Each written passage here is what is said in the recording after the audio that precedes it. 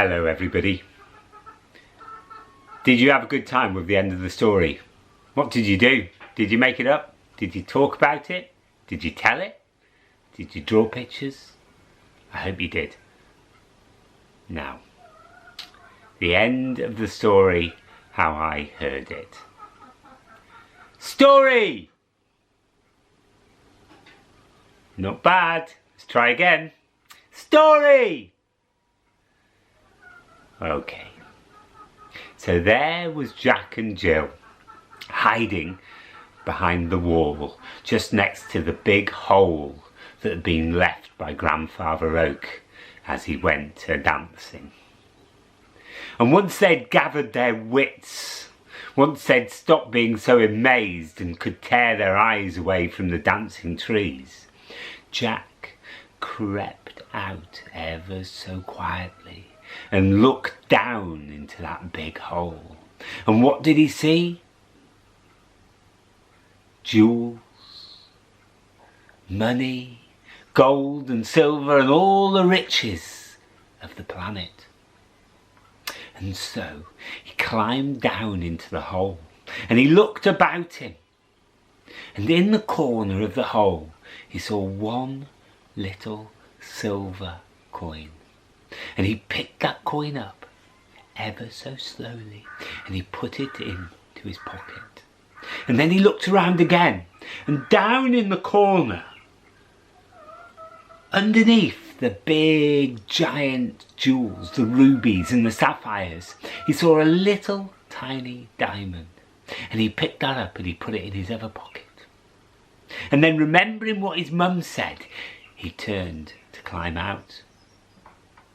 But he was at the bottom of a hole, 12 foot down, 6 foot for every piece of wealth he took from the world. And he tried to climb out, but he couldn't. The walls are too steep and they were crumbly. But just as he was about to give up, Jill put her head over the top of the hole and looked down at him. She tried to reach him, but couldn't. They were too far apart. So he said to Jill, "Go and get a rope. Go and get something to help me out." And she ran off, but shortly came back with a horse's bridle. And she lowered the horse's bridle over the edge and he grabbed hold of the end and she held really tight and he pulled himself up and out of the top of the hole. And they lay there out of breath. But then Jack said, "This is a horse's bridle. Where did you get that from?" And Jill said, "Well, just over there, next to the big ashes hole, there's a horse, a posh horse, a hunting horse." So Jack and Jill went over to the horse and they looked down into the bottom of the big hole. And right down there, deep down, down, down, deep in that hole, was the Lord.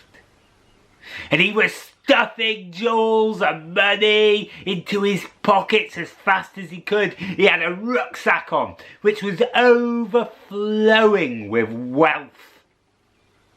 And Jack and Jill shouted him, "Stop, stop, put it back, put it back. You can't take all of that. If you take all of that, you'll never ever get out." But he was so crazed with greed that he didn't hear, and he kept taking and taking more and more, and as he took more and more, the planet sunk him deeper and deeper and deeper, down, down, down, down, dark, until he couldn't be seen no more. Well, Jack and Jill had nothing else to do apart from going down that hill and back. Jill went to the big house and Jack went back to his mum. And when he got there, out of his pocket, he took the little silver coin and he gave it to his mum. Just enough money to pay the rent on the house for a year. And the diamond he made into a ring to ask Jill to marry him. And what of the laird? Never ever to be seen again. And the land was inherited by his son, and they called him the kind-hearted laird. And he treated his tenants and his workers with kindness and with joy and with generosity. And there wasn't a happier group of people in all of Scotland. The end. I hope you enjoyed that story. It's got lots and lots of morals and lots of lessons. What were they? See if you can work them out. See you soon. Bye.